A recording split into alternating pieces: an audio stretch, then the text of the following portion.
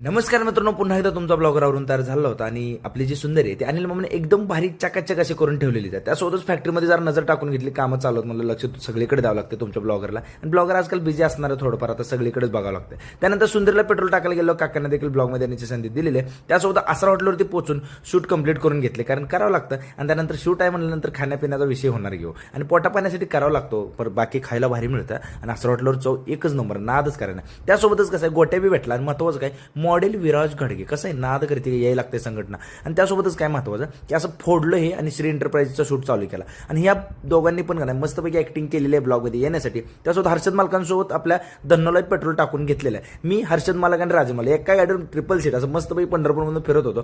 त्यानंतर भैयासाहेब आणि सगळी फॅमिली आले होते. आपल्याला करायचं होतं भैयाचं अॅनिव्हर्सरी सेलिब्रेशन, जे की 20 तारखेलाच होते पण आज केले. मम्मीने मला केक खाऊ घातलेला आणि दक्षची चिंता वाढलेली आहे. काय कारण आहे माहीत नाही, पण दक्ष चिंतित बघतोय. आणि आजचा ब्लॉग इथेच संपला.